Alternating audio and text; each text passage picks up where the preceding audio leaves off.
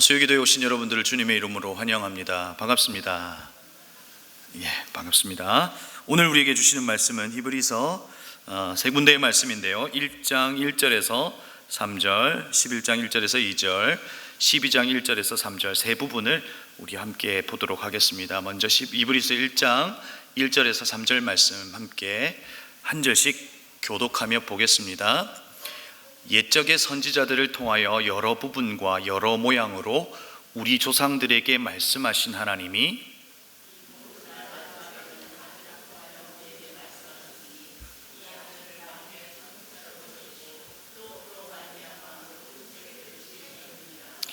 이는 하나님의 영광의 광채시요 그 본체의 형상이시라. 그의 능력의 말씀으로 만물을 붙드시며 죄를 정결하게 하는 일을 하시고 높은 곳에 계신 지극히 크신 이의 우편에 앉으셨느니라. 히브리서 11장 1절 2절 우리 한 목소리로 함께 읽겠습니다. 믿음은 바라는 것들의 실상이요 보이지 않는 것들의 증거니 선진들이 이로써 증거를 얻었느니라. 12장 1절에서 3절 한 절씩 교독하고 마지막 절 함께 읽겠습니다. 그러므로 이렇게 구름대와 같이 수많은 증인이 우리를 둘러싸고 있으니 우리도 갖가지 무거운 짐과 얽매는 죄를 벗어버리고 우리 앞에 놓인 다름질을 참으면서 달려갑시다.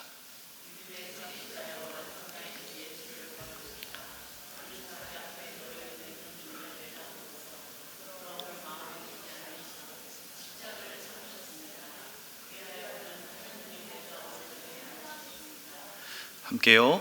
자기에 대한 죄인들의 이러한 반항을 참아내신 분을 생각하십시오. 그리하면 여러분은 낙심하여 지치는 일이 없을 겁니다. 아멘. 다시 한번 수요 기도에 오신 여러분들을 주님의 이름으로 환영합니다. 여러분 이제 우리가 기도의 능력을 어느 때 여러분 경험하십니까? 저는 이 단기 봉사를 가면서 참 기도가 중요하다는 생각을 많이 해봅니다. 현장에서 기도를 요청하고 또 그 기도를 요청한 기도가 그 현장에서 즉각 이루어지는 것을 볼 때마다 우리 중보 기도의 이 위력, 이 힘이라는 것은 얼마나 중요한 것인가 하는 생각을 해봅니다. 여러분 특별히 이 수요 기도에 오셔서 여러분의 기도뿐만 아니라 또 이 시대의 기도, 또 우리 교회의 기도, 또 목장과 여러 식구들의 기도를 중보하러 오신 여러분들이 여러분의 삶 속에서 그 기도의 위력, 기도의 능력을 경험하는 저와 여러분이 되기를 다시 한번 주님의 이름으로 축복합니다. 그런 의미에서 여러분 수요 기도에 잘 오셨습니다. 여러분 오늘 저는 계속해서 우리가 묵상하고 있는 그 하나님 나라 큐티를 통해서 묵상하고 있는 히브리서를 통해서 히브리서 전체에서 이야기하고 있는 이 믿음이 무엇인가라고 하는 것을 1장과 그리고 11장 그리고 마지막 12장을 연결해서 한번 살펴보려고 합니다. 그래서 오늘 우리가 하는 이 기도가 정말 믿음의 기도가 되기를 바란다는 것이죠. 자, 먼저 우리가 살펴보아야 될 것이 있는데 성경을 묵상할 때 처음으로 해야 될 작업이 있습니다. 그게 뭐냐면 왜 기록했는가 하는 것을 살펴보는 겁니다. 이 공동서신이 이 히브리서는 누가 기록했는가라고 하는 것에 대한 의견은 분분합니다. 역사학자 오리겐도 이 히브리서의 저자는 모른다라고 결론을 지었습니다. 어디에서 기록했는지도 알 수 없습니다. 그런데 왜 기록했는지는 분명히 알 수 있습니다. 당시 유대교에서 예수님을 믿었던 이들이 있었습니다. 그런데 당시의 핍박과 고난과 수모 가운데 다시 유대교로 돌아가는 이들이 있었다는 겁니다. 그래서 그들을 향하여 히브리 기자가 지금 히브리서를 쓰고 있는 겁니다. 예수 그리스도가 우월하시다, 다른 어떤 것으로도 바꿀 수 없다, 그러면서 그들에게 인내와 믿음을 요구하고 도전하고 있는 것이 히브리서다, 이렇게 말할 수 있는 것이죠. 그러면 여러분 오늘을 살아가는 그리스도인과 당시의 시대를 비교해 보면 어떻습니까? 이것이 오늘 히브리서가 기록되어 있는데 이것이 우리에게 주는 도전이 있을까 하는 겁니다. 여러분 많이 다르지 않습니까? 당시는 예수를 믿었다는 이유로 생명의 위협을 받습니다. 혹시 오늘 수요 기도에 오시는데 막 밧줄로 묶어서 막 가도다가 풀어 헤치고 오신 분 계신가요? 여러분 막 오시는데 갑자기 막 사자굴에 집어넣고 막 탈출해서 수요 기도회 간다, 오늘 최승희 목사님 말씀하신다 막 이러면서 오신 분 계신가요? 없잖아요. 여러분, 당시의 시대와 비교해 보면 우리에게 생명을 위협할 것 같은 핍박과 수모와 이와 같은 것들은 없다는 겁니다. 그러나 당시 크리스찬들에게는 그런 생명의 위협을 받을 만큼 핍박이 있었다는 겁니다. 근데 도리어 지금은 여러분 시대는 어떻습니까? 하나님이 필요하지 않는 시대를 살아갑니다. 그렇지 않습니까? 여러분, 이 최근 젊은 세대를 중심으로 해서 확산되는 것이 있는데 바로 무종교화입니다. 그러니까 기독교뿐만 아니라 모든 종교가 이제 필요 없다라고 모든 이 젊은 세대가 생각하게 되는 겁니다. 종교가 이 시대의 기준이 될 거라고 생각했는데 기준이 되지 못한 겁니다. 종교가 이 시대의 기댈 곳이 될 거라고 생각했는데 기댈 곳이 되지 못하고 오히려 실망만 시킨 겁니다. 내 삶에 던져지는 수없는 질문 앞에 답을 주지 않습니다. 오히려 종교적 도덕적 요구만 있고 윤리적 잣대로 오히려 평가하게 합니다. 그래서 여러분, 이 시대가 종교에 실망했고 종교가 가지려고 하지 않는 이 무종교화가 지금 급속도로 진행되고 있는 거죠. 그런 의미에서 저와 여러분 이 시대 속에서 신앙을 지키고 살아간다라고 하는 것에서 히브리서를 쓴 시대처럼 참 힘든 일이다, 그런 점에서는 공통점이 있지 않을까 하는 생각을 해보는 겁니다. 여러분, 오늘 우리가 히브리서 1장을 읽었는데 히브리서 1장은 마치 오페라의 서두와 같습니다. 우리가 히브리서를 딱 기억하면 히브리서 11장 1절과 2절을 우리는 딱 떠오릅니다. 믿음 바라는 것들이 실상이요 보이지 않는 것들의 증거니라고 하는 것이 히브리서를 생각하면 딱 떠오른다는 겁니다. 그 히브리서는 인내와 믿음을 이야기하고 있지만 우리의 믿음과 인내는 어디로부터 왔는가라고 하는 것을 서막에서 짠하고 이야기해 주고 있는 겁니다. 선지자들보다 천사들보다 천사장보다 선지자보다 천사보다 천사장보다 더 위대하고 우월하신 분이신 것을 이 서막에서 짠하고 이야기해 준 겁니다. 예수님은 우월하시다, 뛰어나시다, 확실하시다, 탁월하시다 하는 것을 계속해서 이야기해 주면서 그들에게 확실한 믿음을 지금 심어주고 있는 거죠. 믿음의 근거요, 믿음의 완성이신 그분을 1장 1절과 3절에서 이야기해 주고 있는 거죠. 예 선지자를 통하여 말씀하신 하나님의 아들이신 예수만을 통하여 하나님의 계시를 완전하게 보여주고 있다는 것을 이야기해 주는 겁니다. 하나님께서 계시하셨던 그 말씀이 말로만 존재했는데 보이는 말씀이신 예수 그리스도가 이 땅 가운데 오심으로 계시의 말씀을 보이셨다는 겁니다. 이해가 되십니까? 그분이 예수 그리스도시다라고 하는 것을 이야기해 주고 있는 거죠. 자, 그래서 히브리서를 읽으면 1장과 10장까지는 계속해서 예수 그리스도의 우월성, 탁월성을 계속해서 이야기합니다. 계속해서 예수 그리스도를 집중적으로 이야기합니다. 그런데 히브리서 11장을 가면 예수의 이야기가 사라져버립니다. 그러면서 믿음으로라고 하는 단어가 계속해서 반복합니다. 무려 20번이나 믿음으로 누구는 이라고 말하면서 예수 그리스도는 사라져버리고 믿음으로라고 하는 단어가 등장하면서 계속해서 말씀을 이어가고 있는 거죠. 그러면서 히브리서 11장은 마치 오페라의 이 클라이맥스처럼 믿음이란 하고 우리에게 믿음에 대하여 이야기해 주는 것 같습니다. 믿음은 바라는 것들의 실상이요 보이지 않는 것들의 증거다라고 말하고 있죠. 그런데 우리는 히브리서 11장은 사실상 믿음의 개념을 정의하고 있는 장은 아닙니다. 믿음의 장이라고 이야기하지만 오히려 히브리서 11장을 믿음을 정의하는 장으로 우리에게 이해시키므로 믿음이라고 하는 것은 우리에게 모든 것을 할 수 있다라고 하는 것으로 착각하게 만들었습니다. 믿음이 전지전능하게 만들어버릴 수 있다라고 하는 것으로 사실상 잘못 해석된 분도 있다는 겁니다. 왜요? 그 믿음의 주도권이 하나님에게 있는 것이 아니라 나에게 있다는 겁니다. 그래서 믿음 있는 내가 믿음이 강화되고 확장되면 될수록 그 일이 가능하다 하는 것으로 우리에게 믿음을 이해시켜 온 점도 있다 하는 겁니다. 여러분, 믿음은 어떤 게 믿음일까요? 여러분, 다양하게 이야기할 수 있습니다. 저는 믿음을 하는 여러 갈래로 이야기할 수 있지만, 첫 번째는 믿음의 정의 가운데 기댄다라고 하는 정의가 참 잘 어울린다라고 생각합니다. 믿음이라고 하는 이 피스티스라고 하는 말의 의미 속에는 기댄다 하는 것이 있습니다. 여러분은 누구에게 기대십니까?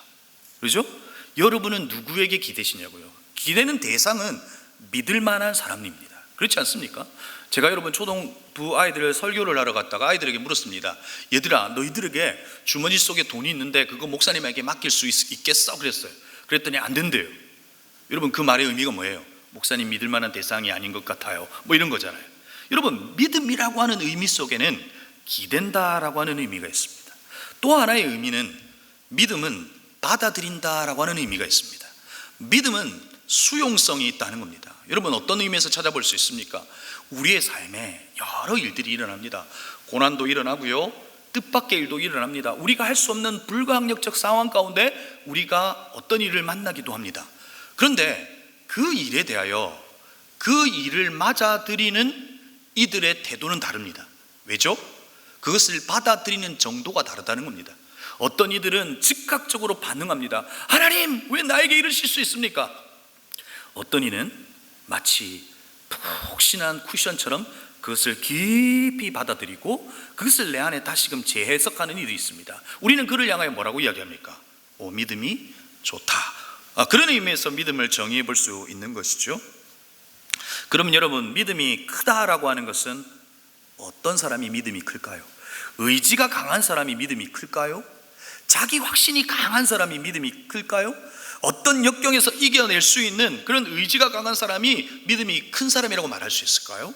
아니면 믿음의 결과물이 많아서 간증거리가 많은 사람을 믿음이 크다, 믿음이 좋다, 이렇게 말할 수 있을까 하는 거예요. 저는 오늘 그것이 아니다라고 하는 것을 이야기해 주려고 하는 겁니다. 자, 그러면 여러분, 제가 여러분에게 보기를 드릴 테니까 한번 맞춰보시면 좋겠습니다. 제가 말하는 게 중에서 가장 믿음이 큰 사람이 누군지 여러분 한번 맞춰보시기 바랍니다. 번호를 드리겠습니다. 1번, 말씀을 듣고 여리고성을 도는 이스라엘 백성.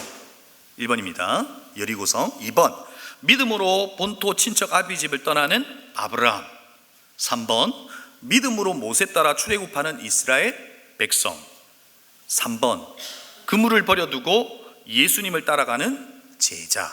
마지막 5번입니다. 폭염을 뚫고 수요 기도에 오신 여러분. 여러분, 1번부터 5번까지 누가 가장 믿음이 큰 사람입니까? 이제 5번이라고 할게요. 여러분, 아브라함은요, 폭염이었으면요 그 본토 친척 아비 안 떠났을 거예요. 그렇죠? 폭염이었으면요 여리고성 안 돌았을 거예요. 폭염이었으면 모세는요 출애굽 안 했을 거예요. 폭염 속에서 예수께서 부르셨다면 주님 더워요 이러면서 예수님 따라 안 갔을 거예요. 적어도 여러분이 가장 믿음 좋은 신분이라고 일단은 그렇게 정의를 내리고 가십시다.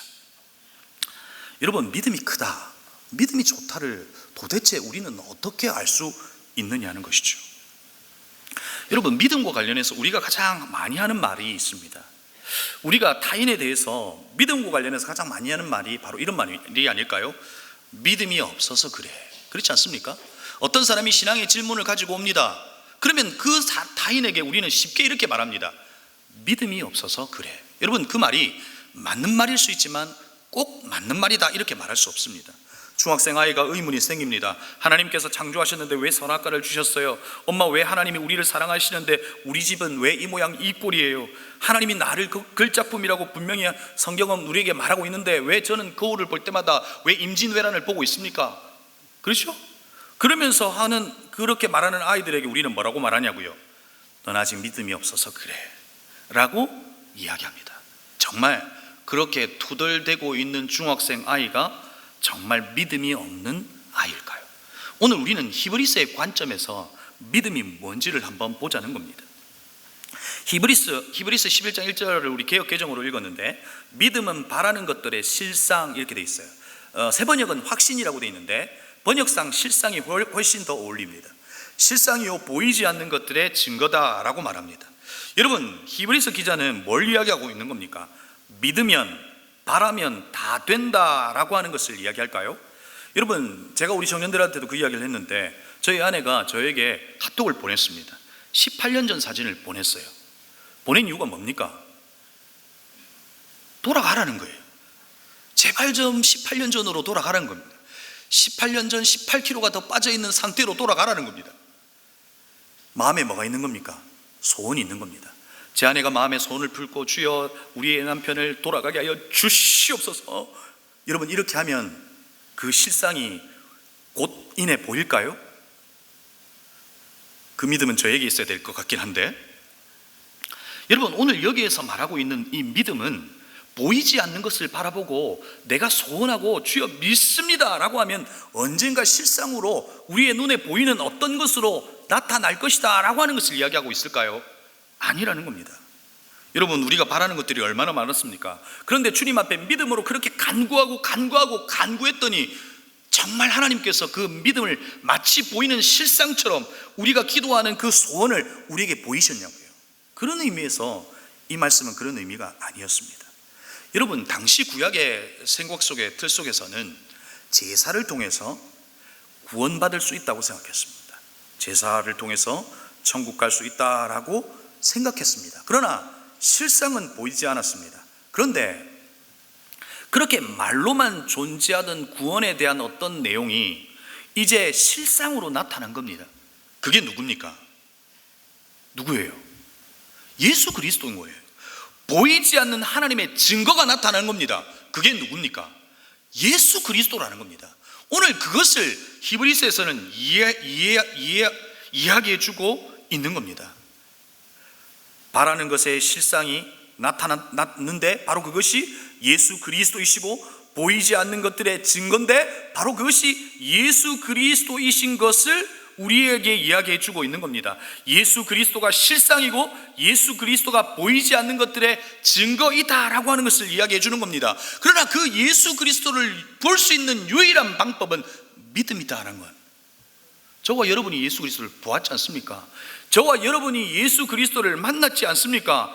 그걸 뭘로 본 겁니까? 뭘로 만난 겁니까? 뭘로 실상을 확인한 겁니까? 바로 믿음으로라고 되어 있는 겁니다. 그래서 여러분, 믿음의 다양한 정의가 있을 수 있지만 믿음의 1차적 변화는 우리에게 무엇이 일어난 겁니까? 믿음의 대상이 바뀐 겁니다. 열심히 믿는 것, 잘 믿는 것이 중요한 것이 아니라 누구를 믿는가가 중요하다 하는 것을 이야기해 주고 있는 겁니다. 믿음은 믿는 대상이 바뀐 것이고, 믿음은 바로 믿음의 대상이신 예수 그리스도를 놓치지 않는 거다라고 하는 것을 히브리서에서 이야기해 주고 있는 겁니다. 고난과 핍박이 있습니다. 수모가 있습니다.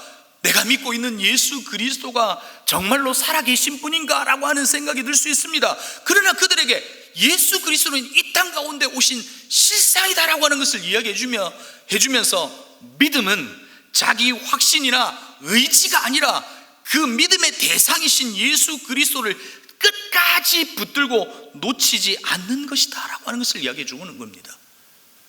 고난은 당연한 것일 수 있다는 것을 이야기하는 겁니다. 믿음의 크기가 확장이 되고 내 안에 믿음이 강화되면 고난은 사라져버리는 것이 아니라 믿음은 당연한 것인데, 고난은 당연한 것인데, 고난 가운데 너희가 해야 될 유일한 길은 실상이시고 증거이신 그리스도를 놓치지 않는 거다라고 이야기해 주고 있는 겁니다. 사랑하는 성도 여러분, 여러분 안에 어떤 일이 있는 줄 모르지만 주님 오실 때까지 예수님 놓치지 않는 저와 여러분이 되기를 주의 이름으로 축복합니다. 그런데 여러분, 하나님은 우리의 고난과 고통을 그냥 내버려 두실까요? 하나님은 그러면 하나님께서 우리에게 그냥 고난과 고통을 그냥 방치해 두시고 우리는 그냥 주님만 붙들고 살아가라, 그게 믿음이다, 뭐 이런 것으로 끝내실까요? 아니라는 거예요. 여러분, 오늘 11장을 쭉 읽어가면 믿음의 사람들이 나옵니다. 저는 사실 이 믿음의 사람들을 쭉 보다가 보면 사실 제가 좀 피식하고 웃음을 지었습니다. 왜냐하면 거기에서 나오는 믿음의 인물이라고 하는 사람들이 저보다 믿음이 좋다 하는 사람이 별로 없었기 때문입니다. 믿으시면 아멘 하시기 바랍니다. 아멘 아무도 안 하세요? 여러분 한번 생각해 보시자고요. 아브라함이 본토 친척 아비집을 떠났습니다. 믿음으로 확신 가운데 바로 떠난 겁니까? 아니에요. 한참을 꿈을 대다가 떠난 겁니다. 떠난 자리에서 하나님 앞에 예배를 하더라고요. 참 믿음 좋은 모습이었습니다. 그러나 자기 삶에 고난이 찾아올 때 그게 취해지는 모습이 진짜 믿음입니다. 그렇죠? 가뭄이 찾아오고 고난이 찾아왔을 때 여러분 애굽으로 도망하며 그의 아내를 누이라고 몇 번이나 속였습니까? 2번 속였습니다. 아브라함이 믿음이 좋습니까? 제가 믿음이 좋습니까? 저는 한 번도 저희 아내를 누이라고 속인 적은 없습니다. 그냥 모른 채는 했지만 누이라고 속인 적은 한 번도 없습니다. 그런 의미에서 볼 때 여러분 아브라함이 결코 믿음이 좋았기 때문에 하나님께서 그를 믿음으로라고 기록해 놓고 있지 않다는 겁니다. 여러분 모세를 한번 볼까요? 모세를 보다가 제가 이 말씀을 보면서 깜짝 놀랐어요. 23절에 보니까 모세가 태어났을 때 믿음으로 그 부모는 3달 동안 아기를 숨겨두었습니다. 그들은 아기가 잘생긴 것을 보았기 때문입니다. 제가 이 말씀을 보면서 사실 좀 짜증이 났습니다. 잘생긴 아이를 보고 살려두었다면 그러면 못생기면 그럼 어떻게 된 겁니까? 끝난 겁니까? 여러분 여기에서 말하는 잘생겼다라고 하는 이 의미는 외모가 잘생겼다라고 하는 의미가 아니라 그 외모 속에서 풍기는 그 속에서의 하나님의 약속을 발견했다 뭐 이런 겁니다. 아무튼 여러분 3달 동안 숨겨두었던 그 부모의 믿음은 뭐 믿음이라고 할 수 있을지 모르겠습니다. 그런데 여러분 한번 보십시오. 27절로 넘어가면 믿음으로 그는 왕의 분노를 두려워하지 않고 이집트를 떠났습니다 라고 되어 있습니다.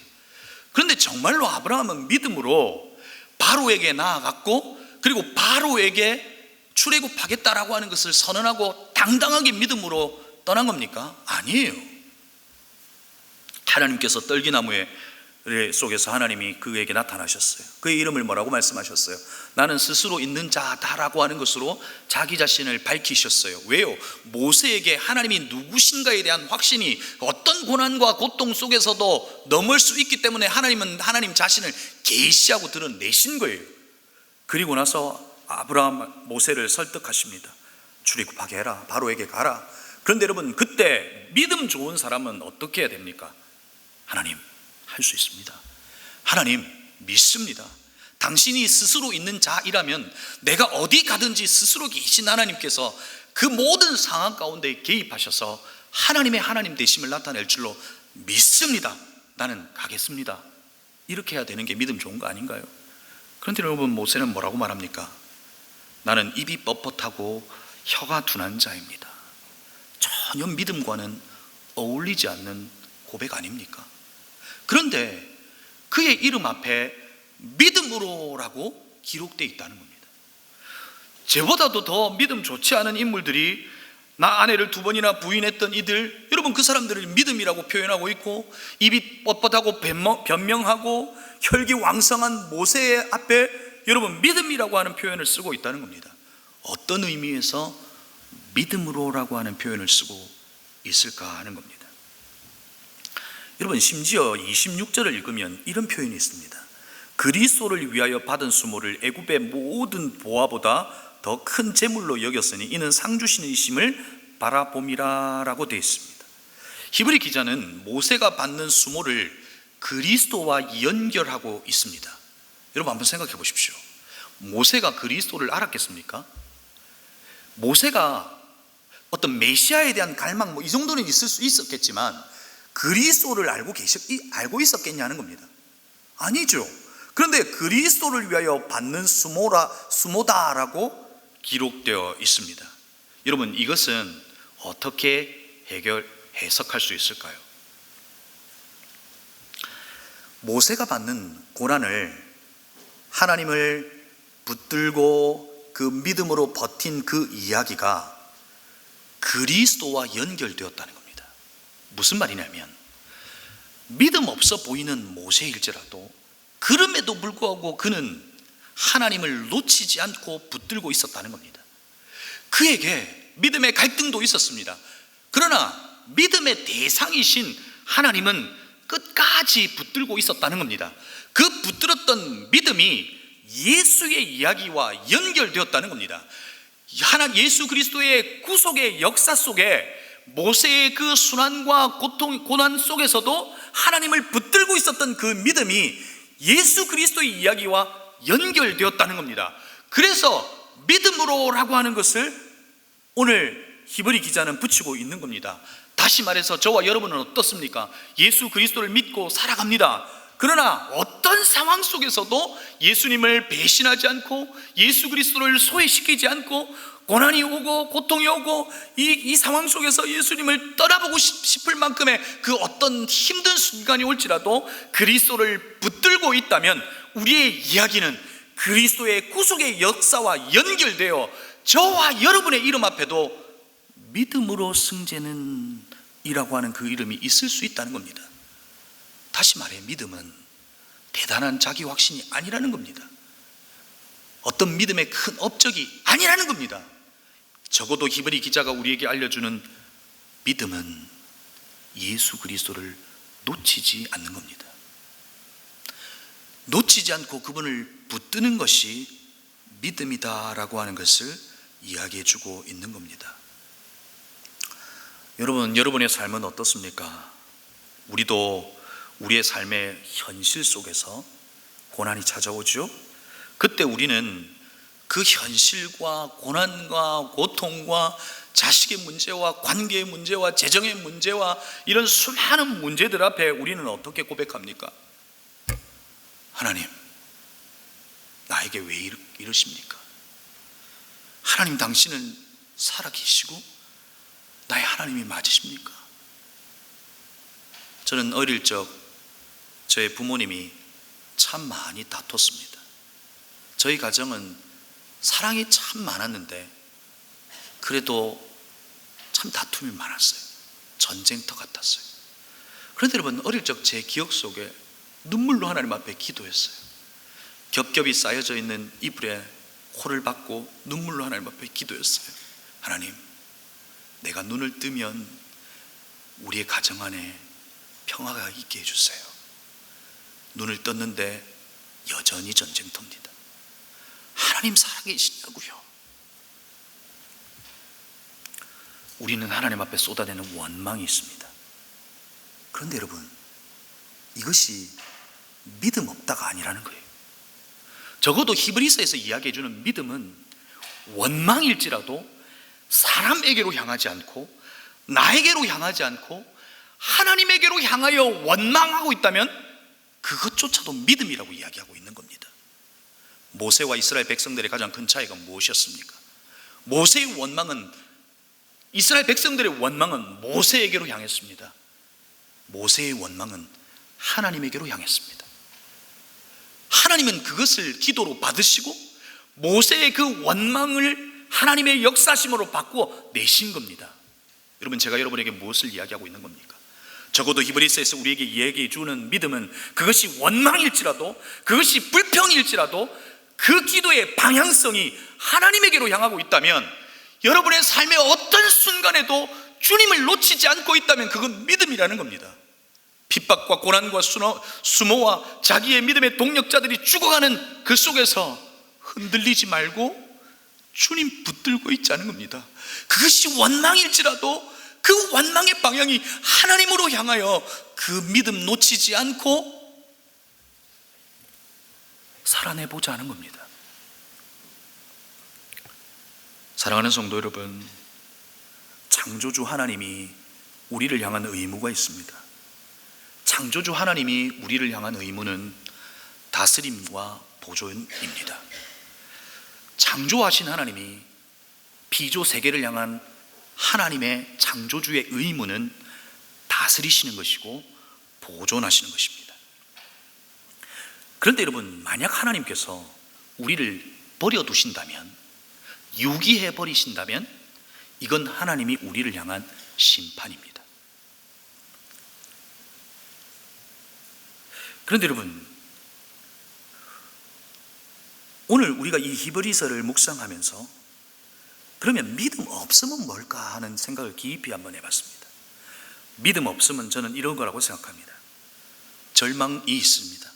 그러나 그 절망 속에서 나를 유기해버리는 겁니다. 그 절망 속에서 나를 놓쳐버리는 겁니다. 나를 버려버리는 겁니다. 그러나 절망 속에서 소망이신 예수 그리스도의 끈을 붙잡는 것, 그것이 원망일지라도 마치 사춘기 아이들처럼 반항하는 것처럼 예수 그리스도를 향하여 반항하는 것일지라도 그 속에서 예수 그리스도를 붙들면 삽니다. 그 절망 속에서 그리스도가 소망이라고 하는 것을 확인하게 된다는 겁니다. 히브리서 11장에 나와 있는 수없는 믿음의 인물들은 사실 결코 믿음 있는 사람이 없었습니다. 그렇게 믿음 있는 사람이 많지 않습니다. 그러나 그들이 믿음으로라고 하는 이름이 붙었던 이유는 하나님을 놓치지 않았기 때문입니다. 저와 여러분도 주님 오실 때까지 그 예수 그리스도를 놓치지 않기를 바랍니다. 그럴 때 보잘것없는 우리의 인생 앞에도 믿음으로라고 하는 단어를 붙일 겁니다. 보잘것없는 우리의 인생의 이 삶 속에서도 하나님의 그 이야기 속에 우리의 이야기를 편입시켜서 우리의 이야기를 믿음으로라고 하는 단어로 정의하실 겁니다. 히브리서 12장 1절에서 3절 말씀은 우리에게 뭐라고 말합니까?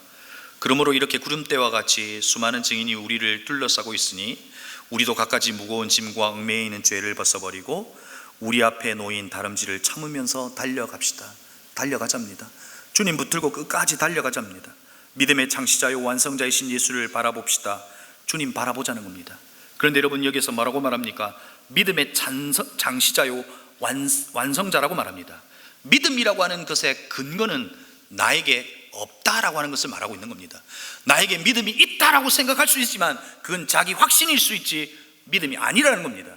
믿음의 근거와 창시자는 그리스도입니다. 다시 말해 우리에게 믿음을 주신 분도 그리스도시라는 겁니다. 그 믿음을 주셔서 버텨내게 하신다는 겁니다. 그는 자기 앞에 놓여있는 기쁨을 내다보고서 부끄러움을 마음에 두지 않으시고 십자가를 참으셨습니다. 그리하여 그는 하나님의 보좌 오른쪽에 앉으셨습니다. 자기에 대한 죄인들이 이러한 반항을 참아내신 분을 생각하십시오. 그리하여 여러분은 낙심하여 지치는 일이 없을 겁니다. 일평생 그 주님을 뭐 하라는 겁니까? 생각하라는 겁니다. 붙들라는 겁니다. 놓치지 말라는 겁니다. 우리의 모든 일상과 삶 속에서 그분을 소외시키지 말고 그분을 생각하고 붙들고 살아가라는 겁니다. 그럴 때 하나님은 우리의 인생에 개입하셔서 하나님의 하나님 되심을 나타내실 것이고 우리의 인생의 이야기 앞에 믿음으로라고 하는 그 단어가 우리에게 붙여질 겁니다. 그 믿음을 가지고 주님 오실 때까지 살아내는 저와 여러분이 되기를 주님의 이름으로 축복합니다.